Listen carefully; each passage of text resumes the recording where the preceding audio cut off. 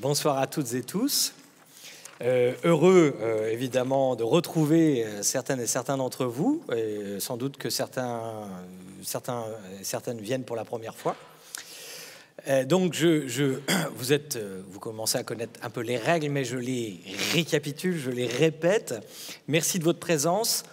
Ici, c'est la deuxième séance donc, d'un séminaire qu'on a intitulé un peu « Université populaire autour de la rationalité ». Et l'idée, puisque ces séances sont entièrement gratuites, et je remercie donc l'université, évidemment, la Sorbonne et la Fondation Descartes qui rendent ça possible. L'idée, rappelez-vous, c'est pas seulement de venir consommer, c'est bien déjà de venir consommer, mais si vous acceptez de le faire, d'essayer de diffuser ce séminaire. C'est pas difficile, vous avez vu que le premier, il est déjà en ligne sur la chaîne YouTube de la Sorbonne.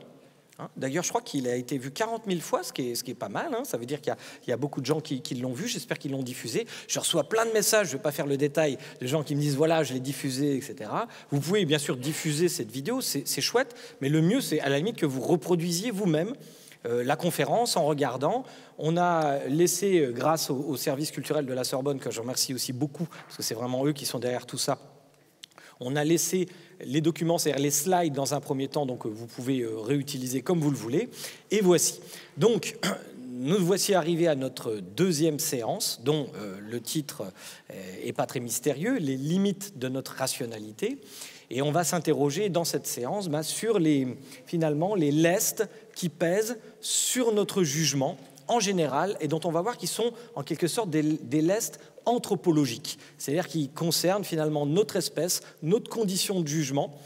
Et l'idée, c'est de rentrer donc déjà dans une forme de réflexion qu'on appelle métacognitive, c'est-à-dire d'analyse de nos propres processus de connaissance. Parce que finalement, le début de l'esprit critique, c'est un peu ça. La première séance, nous disons, permettait de dessiner le périmètre de notre situation contemporaine avec la dérégulation du marché de l'information. Là, nous allons nous approcher un peu plus près de notre jugement. Et je vais commencer.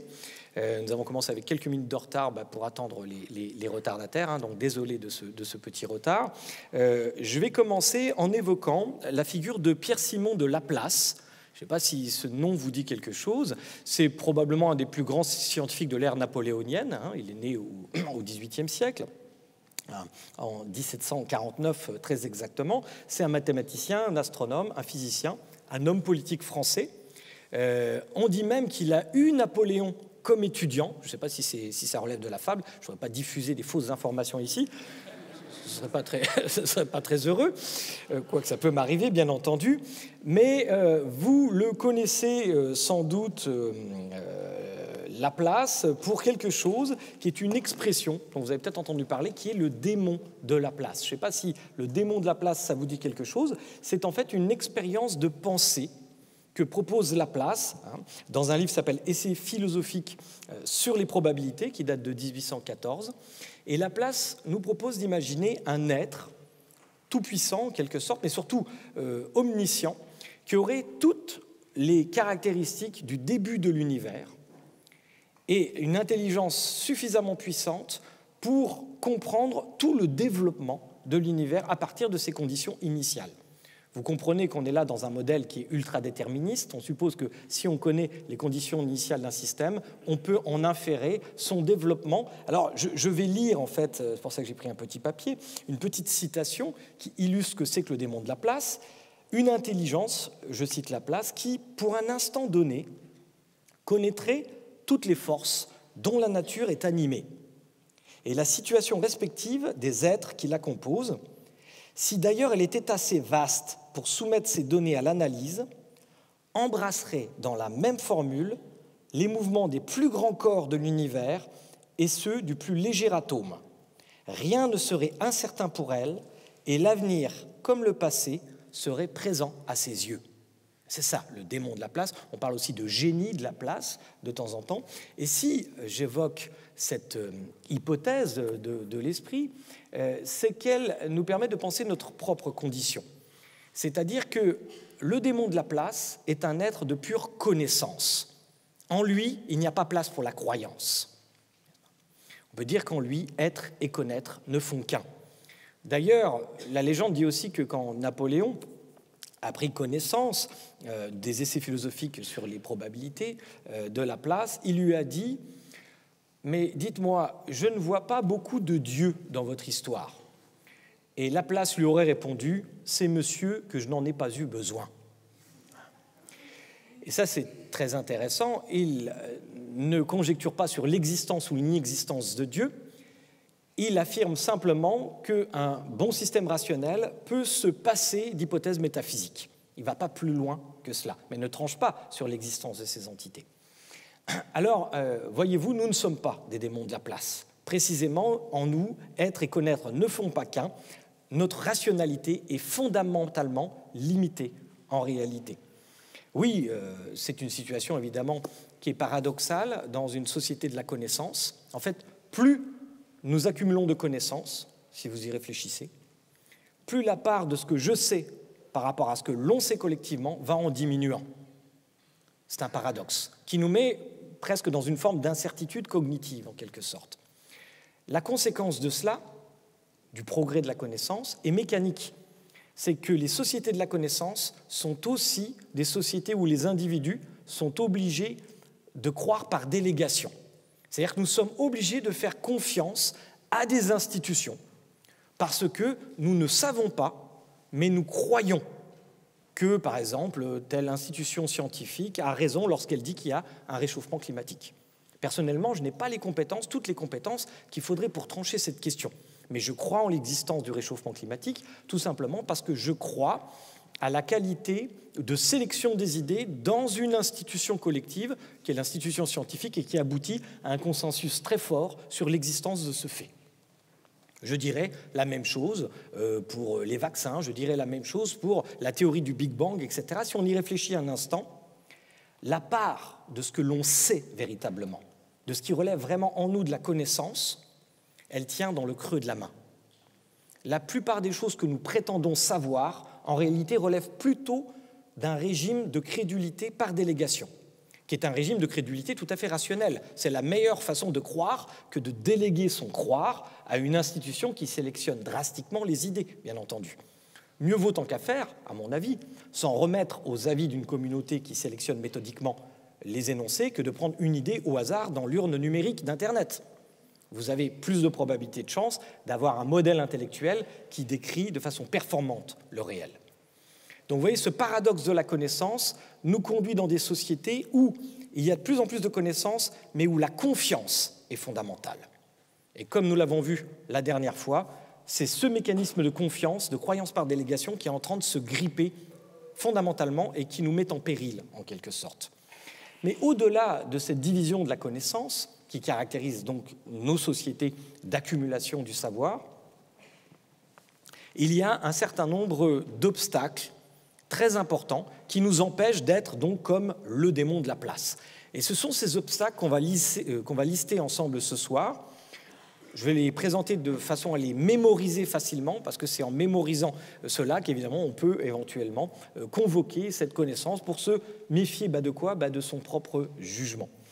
La première limite en fait de la rationalité, celle qui vient le plus facilement à l'esprit, ce sont les limites spatiales de notre rationalité. Qu'est-ce que je veux dire par là ? En fait, nous accédons au réel par l'entremise de notre corps. En fait, notre jugement, nous traitons de l'information, mais ces informations nous viennent évidemment de l'extérieur par l'entremise de notre corps, c'est-à-dire de nos 5 sens. La vision, l'ouïe, l'odorat, etc., etc. Et vous voyez bien que déjà, c'est une approche partielle de la réalité, parce qu'il y a toute une série de phénomènes qui échappent à la puissance de captation de nos sens, même dans le domaine de la vision. Par exemple, nous ne voyons pas les ultraviolets, les infrarouges. Il y a des sons que nous n'entendons pas, que les chiens entendent, par exemple. Dans le domaine de l'odorat, nous ne sommes pas très puissants, etc. Grosso modo, nous vivons surtout, nous, les êtres humains, dans un monde de vision. Il y a à peu près 80% des informations sensorielles qui relèvent de la vision dans ce que nous traitons. Donc évidemment, la visualisation est très importante, la multiplication des images dans le monde contemporain l'est aussi. Alors, nous sommes en effet incarcérés dans un corps, c'est-à-dire limités dans l'espace, Et eh bien, quand nous sommes confrontés à un événement que nous ne pouvons pas résoudre immédiatement, on voit bien qu'on est très vite abandonné à des croyances. Par exemple, nous sommes ici, supposons qu'il y ait des cris dans le couloir, dans les travées. Nous ne pouvons pas savoir de quoi ils retournent, sauf si, évidemment, nous réduisons les limites spatiales de notre rationalité en nous déplaçant pour aller voir ce qui se produit. Mais par contre, nous aurons peut-être des idées. Par exemple, on va se dire que peut-être c'est un chahut d'étudiants. Après tout, nous sommes en Sorbonne. Ou peut-être une agression, qui sait. Probablement que nous n'allons pas imaginer que c'est les barrissements d'un éléphant qui aurait tout à coup surgi. C'est une hypothèse possible, mais vous voyez bien que nous sélectionnons intuitivement un certain nombre d'éléments qui vont résoudre, par exemple, une situation énigmatique. Mais ces croyances que nous allons développer dans le cas présent, elles sont immédiatement la conséquence des limites spatiales de notre rationalité. C'est aussi simple que ça. Et souvent, par exemple, si je vous demande, je ne sais pas moi, de décrire ceci, vous allez faire une description de cette feuille. Vous allez me dire, c'est une feuille de papier. Peut-être vous allez dire c'est une feuille de papier blanc, parce que vous n'avez pas regardé à l'intérieur. Vous allez donc donner une version partielle de cette réalité. Et si je vous demande de me la décrire, il y a très peu de gens qui vont me dire « Ah, elle teinte de cette façon, elle a cette odeur, etc. » C'est-à-dire que vous allez me faire une description probablement, je dirais, anthropocentrée, c'est-à-dire fondée sur la vision en réalité. Pour nous, une description de quelque chose, c'est avant tout une description visuelle. Mais si vraiment nous voulions décrire cette feuille, nous devrions d'abord lire tous les petits mots que j'ai mis, mais chaque lettre mériterait une description qui serait finalement infiniment longue si on descendait au niveau du micron, au niveau microscopique de cette feuille. Donc en réalité, tout discours sur le réel est une amputation du réel. Ce qui ne veut pas dire que tout discours se vaut.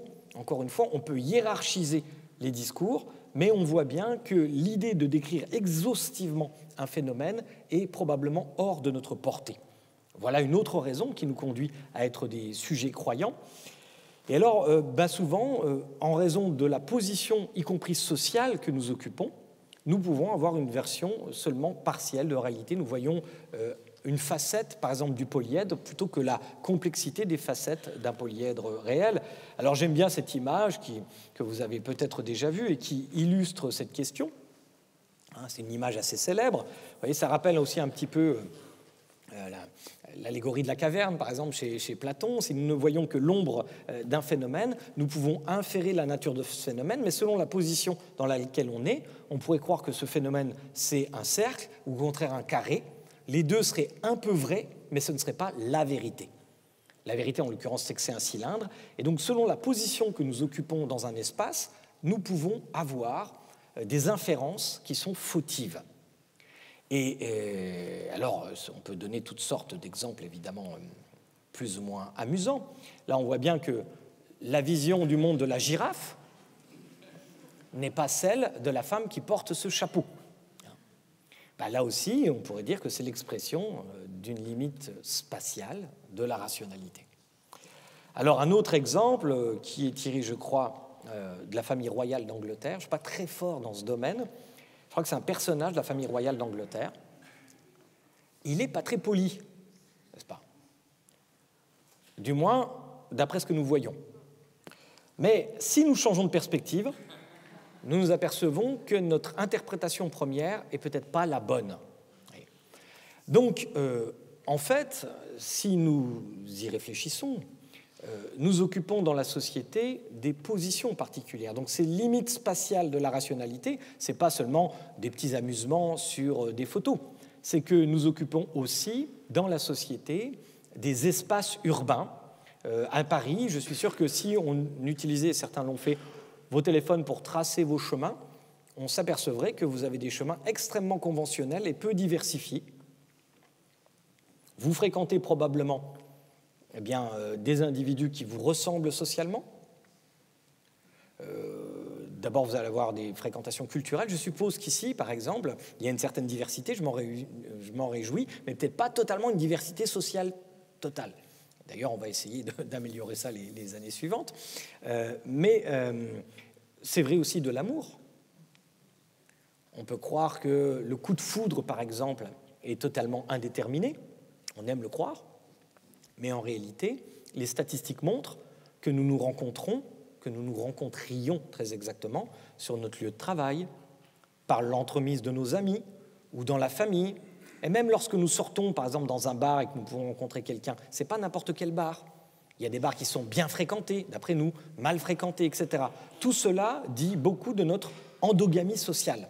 Et donc, relève aussi des limites spatiales de notre rationalité. Alors aujourd'hui, c'est un peu différent, puisqu'en fait, notamment chez les jeunes gens, et ça c'est un fait révolutionnaire en fait, sociologiquement, les rencontres se font majoritairement par les réseaux sociaux, c'est-à-dire par les sites d'applications de rencontres, très exactement, type Tinder ou je ne sais pas, des choses comme ça. Alors vous pouvez me dire, bah là c'est très bien parce que ça rebat complètement les cartes, mais pas du tout. Pas du tout, parce que vous allez rentrer un certain nombre de critères qui vont renforcer peut-être plus encore les problèmes d'endogamie.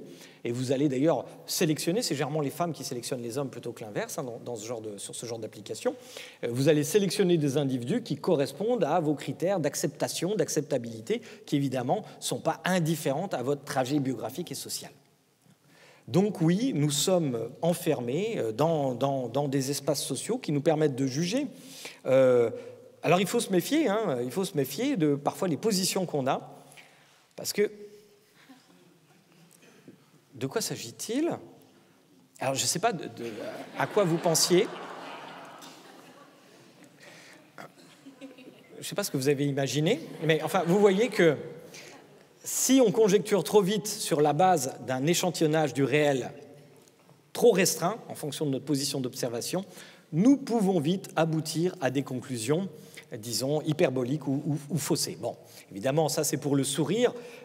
Plus intéressant de ce point de vue, c'est ce qui se passe, puisqu'on en a parlé déjà des réseaux sociaux. J'aime bien aussi ce petit dessin, c'est ce qui se passe en revanche sur les réseaux sociaux. Vous voyez, il pleut, tu m'as menti, je peux le voir d'ici. En fait, ce sont des croyances situées. La science a beau dire qu'il fait beau, mais si par le petit bout de la lorgnette d'où vous observez la réalité, vous avez un échantillonnage du réel qui n'est pas bon, eh bien, vous en inférerez des lois générales. Donc c'est ça la question peut-être la plus fondamentale sur les limites spatiales de la rationalité, et c'est une question qu'on va se reposer dans les séminaires prochains. Peut-être un des points les plus importants qui fait défier notre raisonnement, c'est l'échantillonnage que nous tirons du réel. À partir de quoi nous échantillonnons le réel pour inférer, disons, une représentation de ce réel. Vous vous rendez bien compte que si vous exposez à tel ou tel type de source d'information, vous n'allez pas avoir les mêmes conclusions que si vous exposez à d'autres types de sources d'information. Par exemple, je suppose que si vous écoutez sans jugement de ma part des informations sur CNews, vous n'aboutirez pas au même type de conclusion que si vous écoutez, par exemple, je sais pas, les informations sur France Culture ou sur France Inter. D'ailleurs, à mon avis, si vous avez déjà choisi ces sources d'information, c'est que vous avez vos propres préférences, n'est-ce pas? Vous êtes déjà dans un espace social particulier. Alors, les réseaux sociaux, vous avez bien compris, amplifient ces questions de limites spatiales de la rationalité, ce qui est paradoxal, puisque cette technologie, elle nous permet, a priori, de nous affranchir de l'espace dans lequel nous sommes incarcérés. Eh bien, malgré tout, nous reproduisons dans des espaces numériques des choix, des préférences, et donc en effet des alvéoles dans lesquels nous nous sentons plus en sécurité. Donc, première question qu'on doit toujours se poser, c'est mon point de vue sur le réel. L'avis que j'ai, il est tiré de quelle information, de quelle source d'information, et de quelle manière est-ce que ces sources d'information sont de nature à modifier mon calibrage social, à affecter l'échantillonnage que je vais avoir du réel. Alors évidemment, cette question, elle n'est pas toujours facile de la poser, mais il y a eu des expériences qui ont été faites avec des enfants, justement pour développer leur esprit critique. Les tout-petits, on peut déjà faire ce qu'on est en train de faire avec les tout-petits, et on leur avait simplement demandé, à ton avis, est-ce qu'il y a beaucoup d'oiseaux dans ton quartier? Ce qui est une question bizarre, parce qu'en fait, on ne peut pas déterminer s'il y a beaucoup d'oiseaux, ça dépend de ce qu'on appelle beaucoup d'oiseaux, en fait, mais les petits ne se posent pas cette question-là, donc la première chose qu'ils font, évidemment, c'est d'observer les oiseaux dans leur quartier. Ils essayent de prendre un carnet, ils les notent, ils les dénombrent, puis ensuite, ils se posent la bonne question, on les laisse faire advenir cette question, ils se disent « Non, mais beaucoup, il faut que je compare par rapport aux autres quartiers ». Et donc, ça leur enseigne déjà le b.a.-ba de l'échantillonnage en quelque sorte. Ils imaginent que peut-être leur quartier n'est pas un échantillon représentatif des autres quartiers. S'ils trouvent le même nombre d'oiseaux, alors ils ne diront pas qu'il y a plus d'oiseaux dans leur quartier qu'ailleurs. Mais en revanche, cette comparaison, elle peut faire advenir le début de l'administration d'une preuve. Vous voyez, même avec les tout petits, il est possible de cheminer vers cela. Et c'est ma collègue Elena Pasquinelli, qui d'ailleurs interviendra l'année prochaine dans l'Université populaire de la rationalité, qui va s'élargir. Je ne serai plus tout seul l'année prochaine, on sera une dizaine. Et donc on va vous proposer une diversité beaucoup plus grande. Et il y aura notamment Elena, qui est une grande spécialiste de ces questions. Alors, les limites donc, ne sont pas seulement spatiales. Je vous ai parlé de limites dimensionnelles de la rationalité. Alors, en plus de l'espace, bien sûr, il y a le temps, en quelque sorte, les limites temporelles de la rationalité. Alors, oui, parce que de même que nous sommes incarcérés dans un corps, nous vivons toujours au présent. Toute notre vie, nous vivrons au présent. Le futur ne sera jamais que des conjectures et des paris. Ça deviendra une connaissance quand le futur deviendra présent. Et quant au passé, c'est toujours une reconstruction mémorielle. Nous sommes pas du tout... Il ne faut pas croire que notre mémoire, c'est un coup de projecteur tout à fait fidèle, un enregistrement de ce qui s'est passé. En réalité, notre mémoire, c'est toujours une reconstruction qu'on va opérer en fonction de ses préférences, des choses qu'on a envie de sélectionner, etc. On avait fait une belle étude, quand je dis on, c'est pas moi, des collègues américains avaient fait une étude sur le voyage de Nixon en Chine.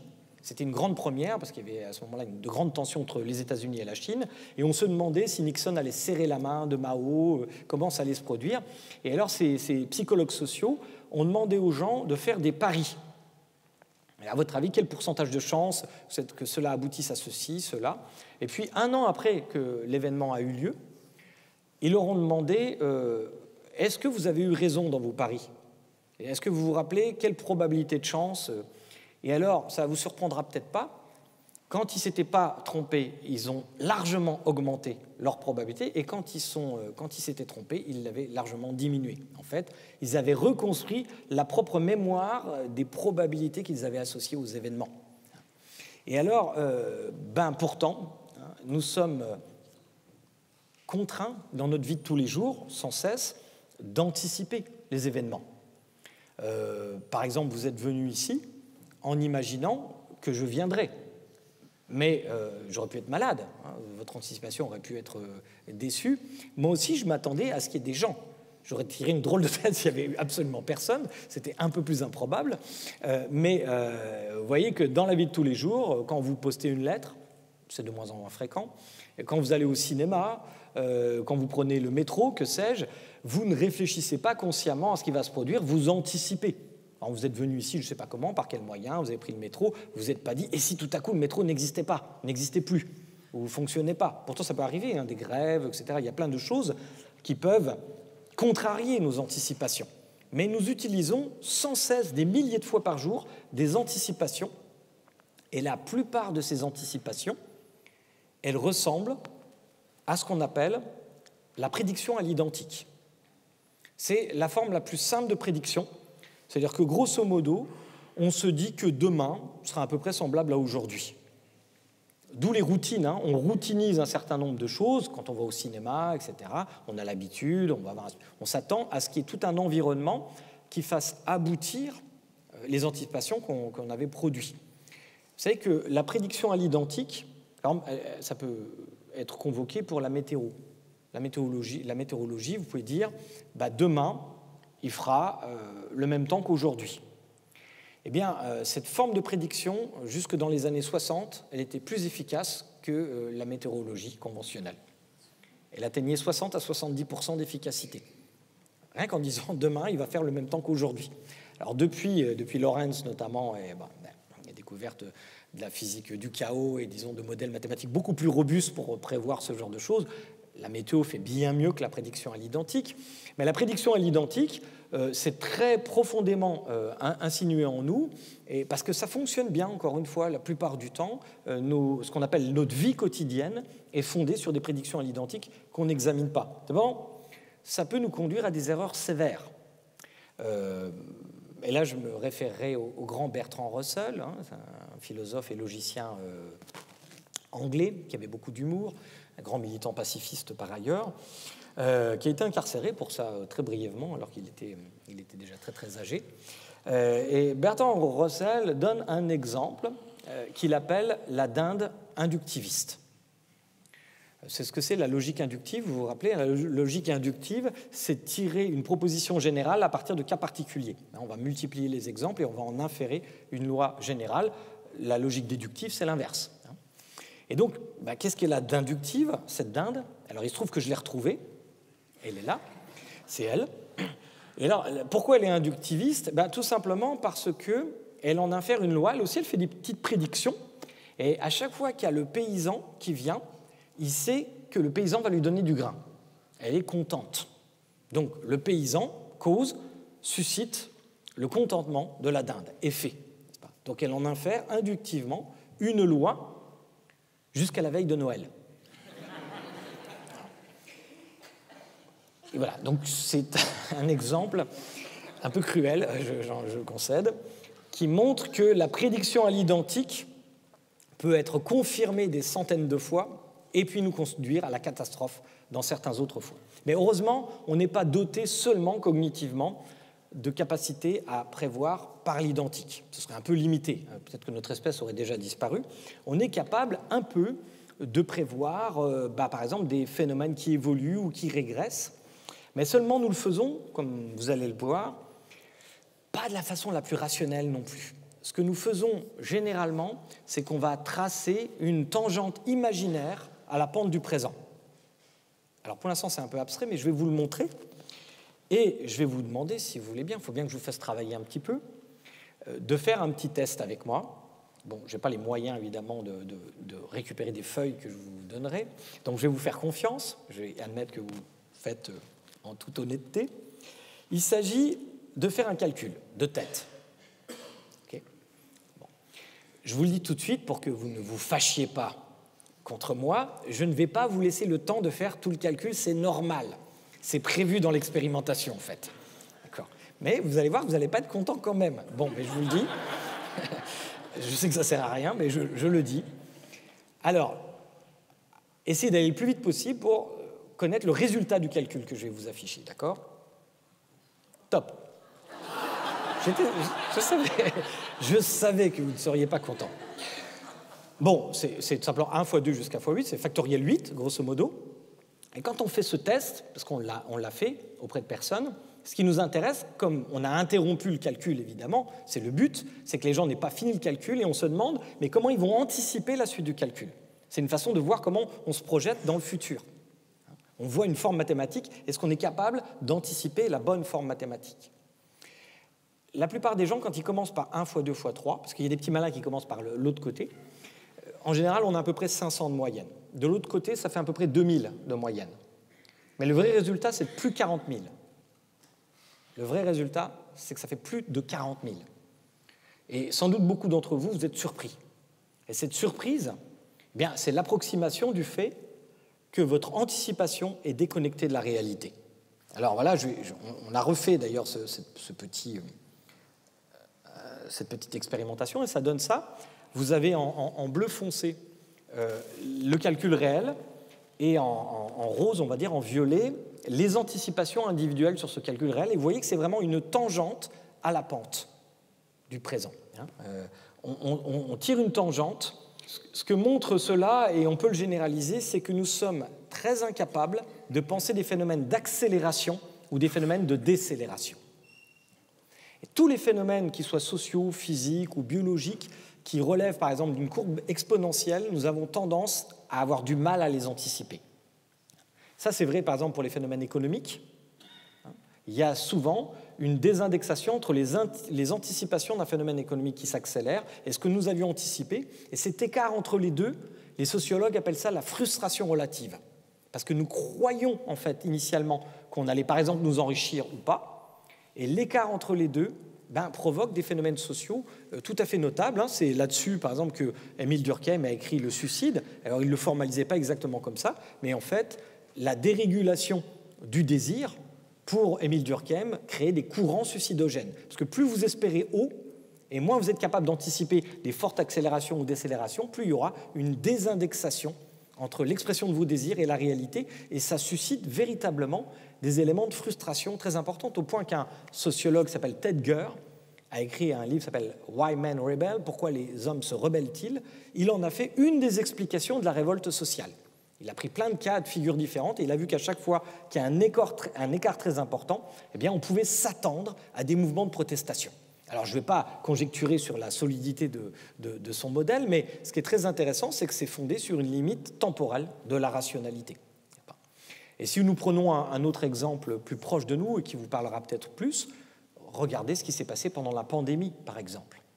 Une semaine avant le confinement, ça nous paraissait une hypothèse totalement impossible et improbable, enfin un peu irréaliste.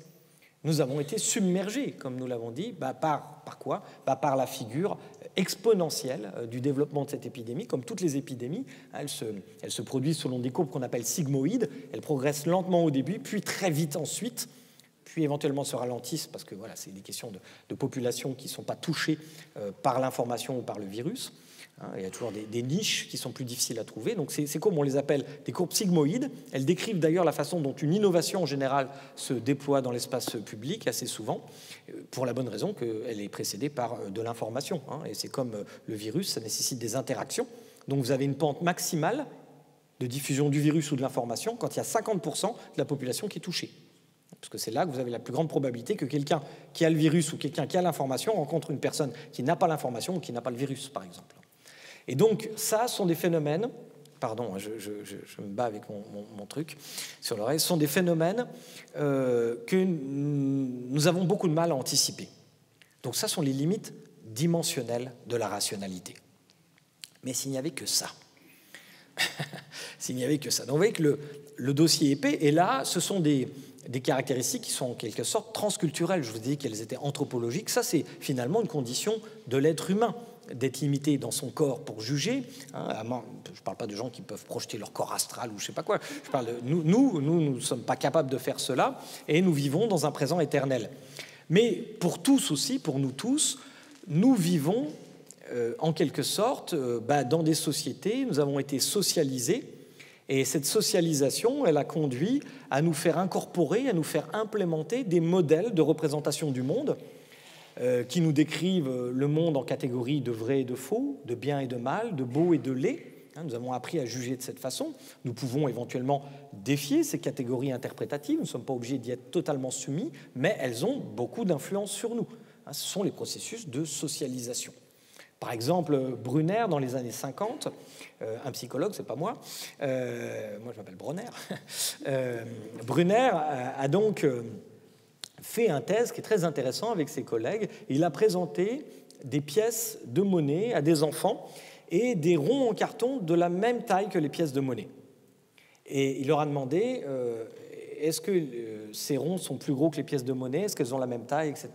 La majorité des enfants considéraient que les pièces de monnaie étaient plus grosses que les ronds en carton. Probablement parce qu'il y avait une incorporation d'une valeur symbolique de la pièce de monnaie qui représentait quelque chose aux yeux de l'enfant, de sorte que ça déformait même sa perception simplement spatiale du réel. Alors on pourrait douter de cette hypothèse, on pourrait se dire non mais peut-être parce que les pièces de monnaie elles ne sont pas de la couleur du carton, donc c'est peut-être la couleur qui fait qu'elles sont dorées ou argentées ou cuivrées, on a l'impression. Alors on a poursuivi ce test simplement en regardant si les enfants des catégories modestes économiquement voyaient la même chose que les enfants issus de catégories aisées. Eh bien non. En fait, plus les enfants étaient issus d'une catégorie modeste, plus ils avaient l'impression que les pièces étaient grosses. Donc vous voyez que les limites culturelles de la rationalité peuvent nous impacter. En d'autres termes, quand on voit un phénomène, là tout à l'heure je vous ai montré ça, je vous ai dit si vous aviez à décrire ça, sans doute la plupart vous diriez c'est une feuille de papier. Mais si je montrais ça à une civilisation qui n'a jamais vu une feuille de papier, elle ne serait pas capable d'interpréter ce segment de réalité et de le placer dans cette catégorie fonctionnelle. Je ne sais pas, si je montre aux Indiens Guayaki ou je ne sais pas, quelque chose comme cela, des tribus qui ne connaissent pas cet objet, ou par exemple cet ordinateur, pire encore, ça n'aurait pas de sens pour eux. Ils ne sauraient pas le classer culturellement.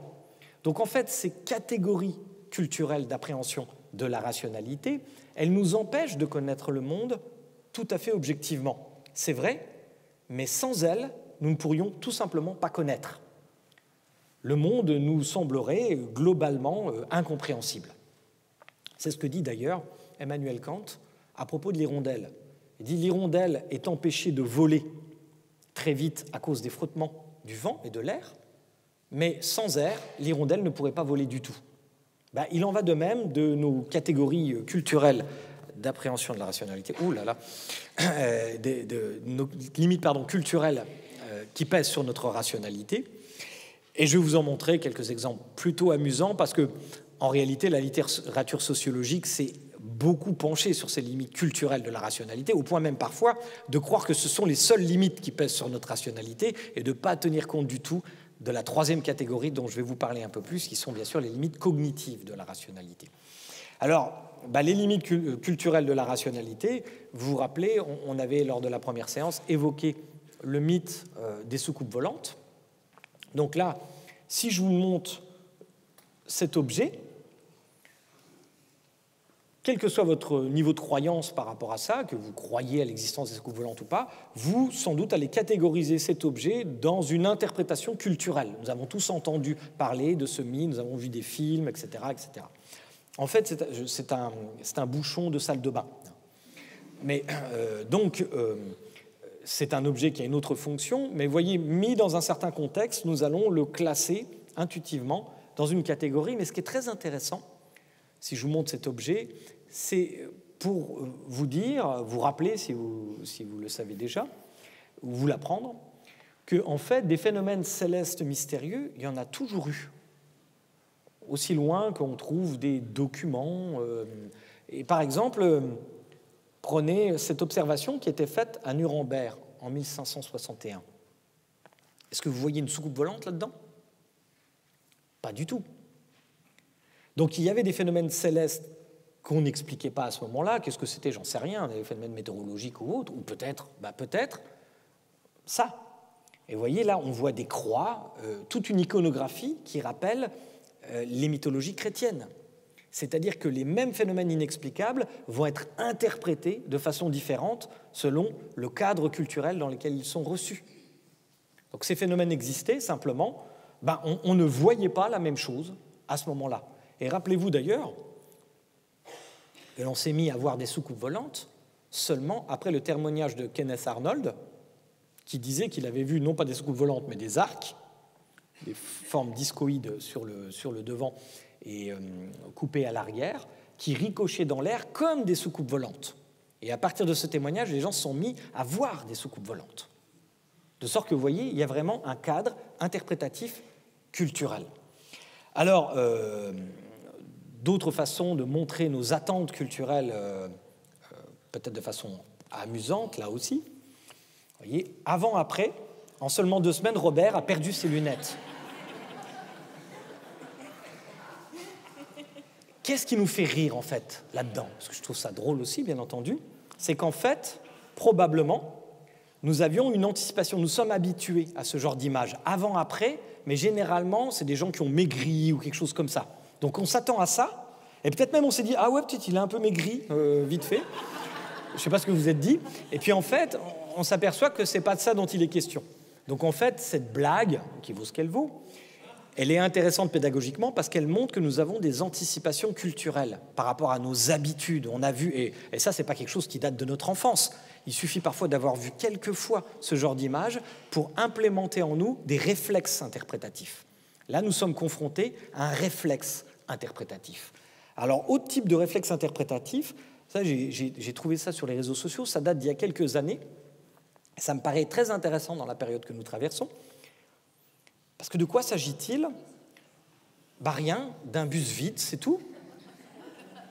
Si vous avez vu des femmes en burqa, c'est intéressant.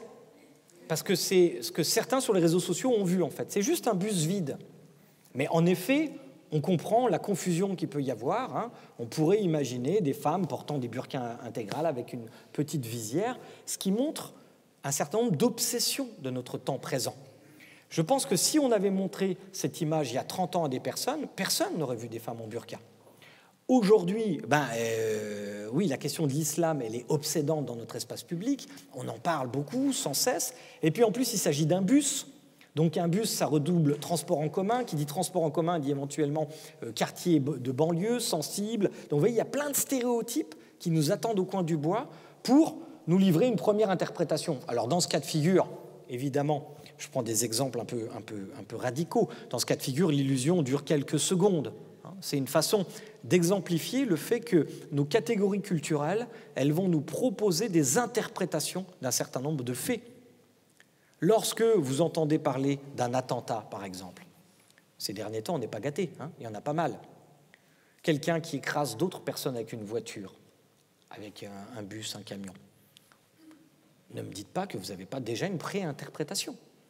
Vous suspendez peut-être votre jugement, mais votre cerveau vous chuchote un certain nombre de choses. C'est normal, en réalité. C'est tout à fait normal, mais ça veut dire que nous avons des catégories culturelles d'appréhension de la réalité. C'est-à-dire qu'en fait, nous n'en savons rien, nous ne sommes pas comme le démon de la place, nous ne sommes pas sur place, nous ne savons pas ce qui s'est passé exactement, mais nous avons déjà une première interprétation. Et ça, c'est une chose dont on doit se méfier. Un des éléments, justement, de développement de la pensée critique, c'est de savoir à quoi on a envie de croire et qu'est-ce qui correspond à nos intuitions, en l'occurrence culturelles, dans ce cas de figure. Ça ne veut pas dire que c'est faux. Ça veut dire simplement que peut-être qu'il est temps de prendre le temps de suspendre mon jugement, de ne pas conclure trop vite. Peut-être qu'à la fin, j'aurais eu raison dans mon intuition. Ce n'est pas un problème. Mais en revanche, on voit sur les réseaux sociaux toute une série d'acteurs qui se précipitent sur un certain nombre de conclusions. Et cette précipitation, généralement, elle est prédite par leurs variables politiques, par leurs préférences axiologiques, morales, en termes de bien ou de mal. La question des attentats me semble être vraiment tout à fait intéressante, parce que la plupart du temps, quand ils se produisent, on ne sait encore pas exactement ce qui s'est produit. Mais certains disent, par exemple, c'est un attentat islamiste, tandis que d'autres disent, ça doit relever de la psychiatrie. C'est selon ce qu'on a envie. Je n'ai pas besoin de préciser le genre de variables politiques qui sont impliquées par la première hypothèse ou la deuxième. Vous la comprenez, et nous sommes porteurs tous de ces variables politiques. Nous avons nos préférences, ce n'est pas le problème. Moi aussi, qui vous parle, j'ai mes préférences culturelles, comme je vous l'ai dit, sinon je serais comme une hirondelle sans air, je ne pourrais pas voler. Donc c'est normal d'avoir ces catégories, mais c'est aussi important de les interroger. Sans trop de sévérité, on n'est pas obligé de trop se rudoyer, on n'est pas obligé d'être sévère avec soi-même. Mais par contre, se donner le temps de respirer, en particulier sur les réseaux sociaux, avant de liker, de partager, tout simplement parce que ça nous fait plaisir, en fait. Et alors, nous arrivons tout doucement, évidemment, à la fin de ce deuxième séminaire. Il en reste encore un gros morceau, ne vous inquiétez pas. Évidemment, un sujet qui est important, mais vous comprenez bien que je ne résume pas tous les phénomènes d'altération de notre jugement aux seules limites cognitives de la rationalité. Je vous le dis parce que quelquefois ce genre de positions sont caricaturées dans l'espace public, ce n'est pas du tout ma position. Je sais bien qu'il y a des variables culturelles, etc., etc. Simplement, ce sont des éléments qui sont très passionnants parce que par contre, ils ont été très sous-estimés pendant longtemps dans l'état de la connaissance. On connaît ces choses-là, en fait, depuis les années 80-90. Et ça a essaimé, par exemple, en sciences sociales, depuis très récemment. Alors, les limites cognitives de la rationalité, tout simplement, oui. Une fois que nous arrivons éventuellement à capter les bonnes informations, c'est-à-dire à dépasser les limites dimensionnelles de notre rationalité, temps et espace.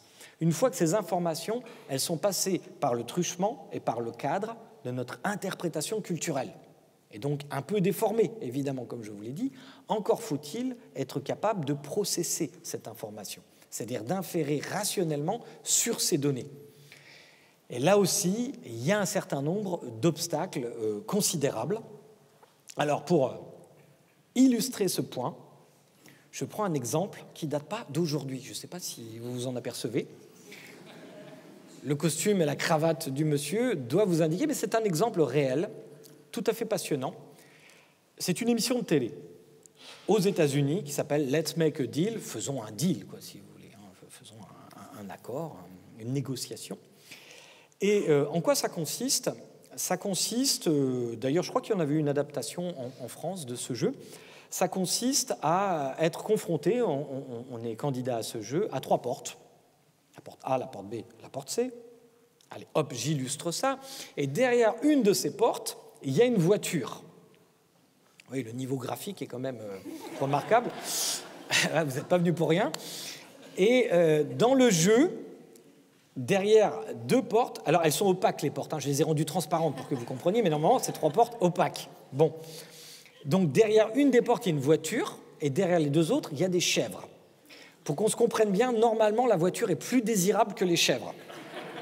Sinon, on ne va pas s'entendre. Mais si ça vous facilite le travail, imaginez qu'il n'y a pas de chèvres et qu'elles sont vides, donc vous ne gagnez rien. Voilà, comme ça, il n'y a pas de controverse. Je préférais quand même une chèvre qu'une voiture. Bon, on suppose que les candidats veulent la voiture.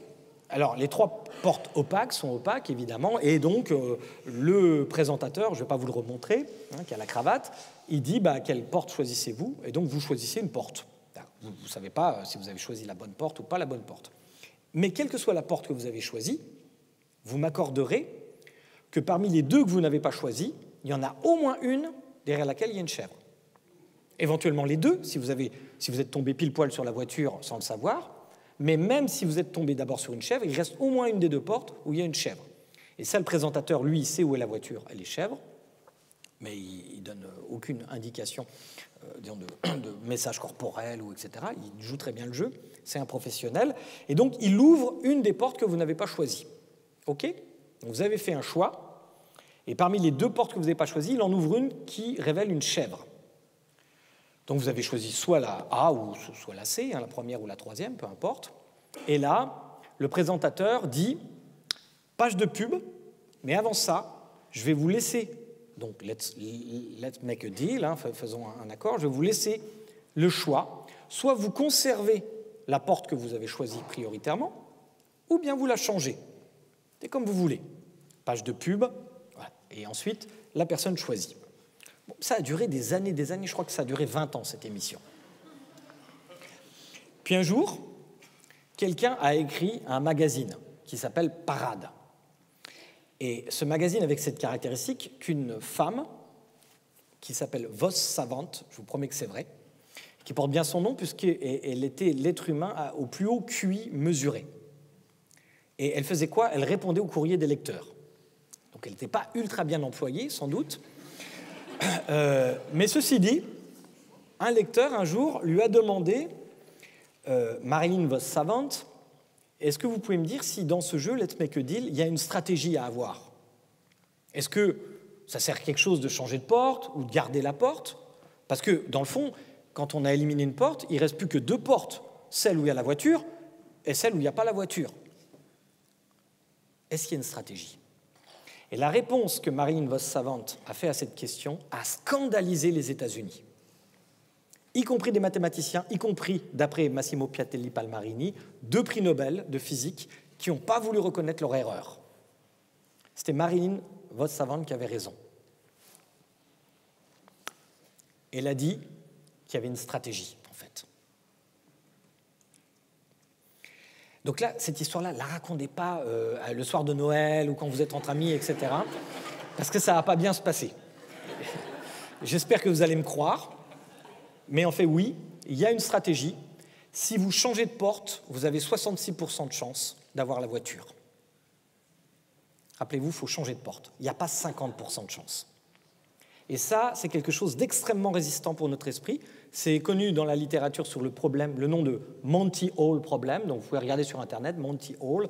Vous trouverez même des gens qui font des simulateurs d'ouverture de porte pour être sûrs que c'est bien vrai. Et c'est vrai. En fait, on a l'impression qu'il y a 50% de chance. Une fois qu'une porte est éliminée, on se dit, mais bon sang, il y a 2 portes. Donc soit il y a la voiture qui est derrière une porte, soit il n'y est pas. Mais en réalité, non. En réalité, souvenez-vous, au début, vous aviez 33% de chance de tomber sur la bonne porte. Mais je vous l'ai dit, dès le début, il y avait une des 2 portes au moins qui contenait une chèvre. Ça ne change rien à la structure des probabilités. Le fait d'ouvrir une porte ne change rien à cette structure de probabilité. C'est une information qui était déjà contenue, simplement, le sujet ne connaissait pas cette information. Lui révéler cette information ne change pas la structure des probabilités. Et donc, il y a 66% de chance que la voiture soit derrière l'autre porte. Vous pouvez faire des sacrées arnaques avec ça, entre parenthèses. Hein. sur la base de paris, parce que l'immense majorité des gens vont supposer qu'il y a 50% de chance. Donc si vous êtes un casino, par exemple, voilà. Donc je vous laisse raconter ça. Peut-être vous allez revoir un certain nombre de fois cette conférence. Là, ça va peut-être monter au-delà de 40 000 pour pouvoir la raconter vous-même. Elle est assez intéressante. Donc, vous voyez, c'est un problème qui n'a pas eu des conséquences sociales très importantes, sauf que l'émission Let's Make a Deal s'est arrêtée suite à ça. Ça, c'est un peu triste pour le présentateur, qui était vraiment pour rien. Mais évidemment, le jeu perdait beaucoup d'intérêt à partir du moment où, en fait, il y avait une stratégie. D'autant que c'était une stratégie contre-intuitive, puisque dans le fond, psychologiquement, nous avons beaucoup plus de mal à accepter les conséquences de nos actions plutôt que les conséquences de notre inaction. Et donc, en fait, on est psychologiquement plutôt tenu de conserver notre premier choix. Parce qu'on se dit, ah là, si je change de porte et que j'avais fait le bon choix, je vais m'en vouloir toute ma vie. Alors que si je garde ma porte et puis bon, je n'avais pas trouvé, tant pis. Donc, en fait, en plus, psychologiquement, on est incité à faire le mauvais choix en termes de probabilité. Donc, bon, c'est une histoire intéressante, mais c'est un fait social particulier qui ne ressort pas des croyances. Je vais vous montrer un autre exemple intéressant qui a donné lieu à une vraie croyance, cette fois, à une théorie du complot. Alors, je vous laisse découvrir. En haut, Garrett Hart dit « Est-ce que quelqu'un peut m'expliquer les raisons techniques de cette prophétie ?» Alors, qu'est-ce qu'il entend par là ? C'est un tweet qui a été émis par un compte qui s'appelle PZ Fit eBooks. Donc, annonce « Attentat mortel à Paris, 120 morts, 270 blessés ». Évidemment, ça vous rappelle forcément quelque chose, le drame que nous avons vécu. Mais regardez, en fait, la date d'émission du tweet. C'est le 11 novembre 2015. C'est un vrai tweet, ce n'est pas un montage, sinon je ne verrais pas trop l'intérêt. Donc 2 jours avant les attentats de Paris. Et là, ça titille un peu notre cerveau, en fait. Évidemment, vous pouvez vous dire, après tout, peut-être que c'est une voyante qui a émis ce tweet et qu'elle voit dans l'avenir. Ce serait une façon de résoudre l'inconfort intellectuel que produit ce tweet. Mais ce n'est pas la croyance qui s'est diffusée sur les réseaux sociaux. La croyance qui s'est diffusée, c'est une théorie du complot, et en disant qu'en fait, il y avait des agents des renseignements qui, bien sûr, avaient fomenté cet attentat, qui étaient au courant, mais qui ont quand même fait fuiter l'information. Il y a toujours des traîtres dans les histoires de complot qui font fuiter l'information. Donc ça a donné lieu à une théorie du complot. Et vous voyez, ce n'est pas forcément irrationnel. Avant de se moquer en fait, de cette théorie du complot, voyons qu'elle procède d'une forme de raisonnement. On se dit, vous avez sans doute tous ressenti ça, en fait, il y a 2 hypothèses, mis à part la voyance et la précognition. Soit c'est un hasard, soit il y avait une information qui courait avant. Et on sait bien, je suppose que dans cette salle, vous vous doutez que c'est un hasard, mais on a quand même du mal à l'accepter. Parce qu'on se dit, mais attends, quelle est la probabilité de chance pour que par hasard, un tweet annonce 2 jours avant un phénomène aussi massif et dramatique que les attentats du 13 novembre. Donc il y a quelque chose qui résiste en nous. Et vous voyez bien que cette résistance, c'est un biais cognitif en fait. Et je vais vous l'expliquer. Nous avons du mal à accepter l'explication fondée sur le hasard et pourtant, dans la salle, je suppose qu'il n'y a pas, peut-être qu'il y en a quelques-uns, peu importe, soyez les bienvenus, il n'y a pas beaucoup de conspirationnistes. Mais si vous aviez des dispositions à croire qu'il existe des complots, compte tenu du fait qu'en plus votre intuition vous conduit à penser que ça ne peut pas être un hasard parce que la probabilité est trop faible, il est assez logique d'écouter des voies alternatives. Alors l'erreur de raisonnement, dans ce cas de figure, s'appelle la négligence de la taille de l'échantillon. Pourquoi ça s'appelle comme ça ? C'est très simple. C'est qu'en fait, avant de juger de l'improbabilité d'un phénomène, de son caractère extraordinaire, nous devons, je vous suggère de le faire, nous devons, en termes d'hygiène mentale, rapporter ce phénomène à la taille de l'échantillon duquel il est issu avant de trouver extraordinaire. En d'autres termes, supposons que vous ayez une chance sur 10 000 de toucher une toute petite cible au fond de l'amphithéâtre avec une fléchette. D'accord ? On s'exerce à ça, je me filme à chaque fois, et j'essaye 10 000 fois. Vous trouverez normal que je réussisse au moins une fois. Seulement si j'efface tous les enregistrements où j'ai échoué et que je ne conserve que le bon enregistrement et que je le diffuse sur les réseaux sociaux, les gens vont dire « Waouh, extraordinaire en fait !» il est particulièrement doué, etc. Donc en fait, ils vont avoir une conclusion non objective de ce qui s'est produit parce que j'ai intentionnellement effacé la taille de l'échantillon duquel était issue cette improbabilité. Donc le début du raisonnement est juste, c'est très improbable. Mais la question qu'on doit se poser, c'est « Ouais, mais vous avez essayé combien de fois ?» Beaucoup, beaucoup, beaucoup. Vous voyez ça, j'ai pris un échantillon d'un certain nombre de tweets que ce compte avait émis et qui racontaient toujours la même chose. D'ailleurs, certains n'ont aucun sens. Par exemple, épidémie d'Ebola, 120 morts, 270 blessés, on ne comprend pas ce que ça veut dire.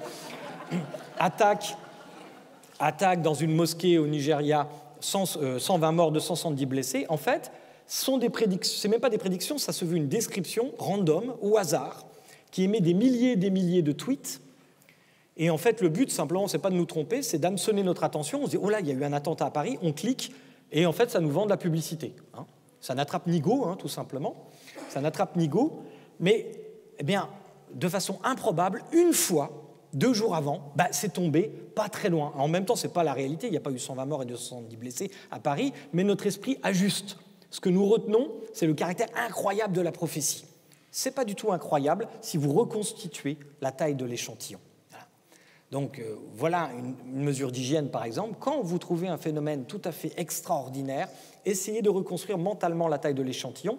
C'est très important parce que parfois, dans notre espace naturel, nous ne voyons pas cette taille d'échantillon et quelquefois, il y a un certain nombre d'individus qui nous trompent, qui nous dissimulent la taille de l'échantillon pour faire croire, par exemple, qu'ils ont des pouvoirs de prédiction astrologique, etc. Je vous en reparlerai probablement dans d'autres séances.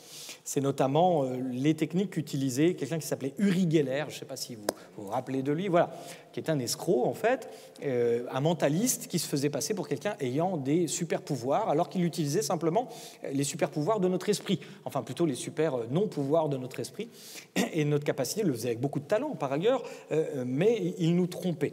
Et il utilisait très souvent la négligence de la taille de l'échantillon, en réalité. Alors, le temps avance. Et alors, je vais finir sur un exemple qui relève d'un autre biais qu'on appelle, la négligence aussi, de la régression vers la moyenne. Je ne vais pas vous dire tout de suite ce que c'est. C'est, vous voyez, une couverture de Sports Illustrated, donc, qui, une fois par an, décerne le titre de sportif de l'année. Cette fois, c'était Brett Favre, que je ne connais pas, je suppose que c'est un footballeur américain, apparemment. Et alors, on va y revenir. Mais dans le milieu du sport, on considérait que c'était la poisse, en fait, d'être considéré comme le sportif de l'année. C'est une croyance, une superstition qui s'est beaucoup répandue aux États-Unis, et on va voir pourquoi ensuite. J'y reviendrai. Mais je vais commencer par cette phrase que je vais vous demander d'évaluer, qui est vraie. Les femmes très intelligentes ont tendance à épouser des hommes moins intelligents qu'elles. C'est tout à fait exact. Mais si je vous demande de raisonner sur ce point, probablement vous avez déjà des hypothèses. Oui, parce que les femmes, par exemple, je suppose, peut-être elles se sous-estiment, et donc comme elles se sous-estiment, elles vont prendre peut-être des hommes moins intelligents qu'elles, etc., etc. Ce qui est peut-être d'ailleurs en partie vrai. Mais en réalité, si j'avais mis une autre phrase, elle aurait été tout aussi vraie. Les hommes très intelligents ont tendance à épouser des femmes moins intelligentes qu'eux. Ce n'est pas du tout les mêmes stéréotypes qui viennent à l'esprit. D'accord ? Un homme très intelligent, oui, il veut une belle plante, ou etc. Vous voyez ? Ce biais cognitif, il s'hybride avec des stéréotypes sexistes, en fait. Alors qu'en fait, c'est simplement une réalité statistique. Les hommes très intelligents, c'est très rare. Et les femmes très intelligentes aussi. En fait, la grande intelligence est une rareté statistique. C'est donc tout à fait normal que quelqu'un, et j'aurais pu mettre les hommes très grands, les hommes très lourds, les hommes, quelles que soient les caractéristiques, si c'est une rareté statistique, eh bien, il est probable que la personne avec qu'elle rencontrera n'aura pas cette caractéristique de rareté statistique. C'est un phénomène de régression vers la moyenne, de négligence à régression vers la moyenne. Vous auriez pu prendre la même chose. Les femmes très bêtes ont tendance à épouser des hommes plus intelligents qu'elles, ou les hommes très bêtes ont tendance... Et vous n'avez pas, ce qui est intéressant, c'est qu'on n'a pas les mêmes stéréotypes qui s'activent. Donc on voit que là, c'est vraiment une hybridation entre des variables culturelles et des biais cognitifs. Donc c'est pour ça qu'on n'est pas sorti de l'auberge, c'est que tout ça se combine en plus. Donc maintenant, revenons. à cela. Pourquoi faire la une du prestigieux Sport Illustrated est-elle réputée porter la poisse dans les milieux sportifs? Ben là, peut-être que vous avez compris pourquoi. Ceux qui n'ont pas compris, ils se disent « Oh là !» Je vois à vos mines réjouies que tout le monde a compris pourquoi. En fait, c'est aussi une rareté statistique d'être mentionné comme l'homme, la femme de l'année, sportivement. Par conséquent, la probabilité de chance de faire moins bien l'année suivante, elle est très forte. Et donc, quand vous êtes mentionné comme sportif de l'année, il y a beaucoup de chances que votre carrière commence à décliner ensuite. Et du coup, les sportifs croient que c'est à cause de ça, que c'est parce qu'ils ont été sur la couverture, alors que c'est simplement un phénomène de régression vers la moyenne. Et si je vous ai mis cet exemple en 2 coups, c'était pour vous montrer que, vous avez vu, simplement en faisant ce qu'on appelle un amorçage analytique, en vous montrant un exemple de régression vers la moyenne, vous avez intuitivement compris le 2e exemple. Raison pour laquelle j'espère que ce que nous faisons n'est pas inutile. Je vous remercie.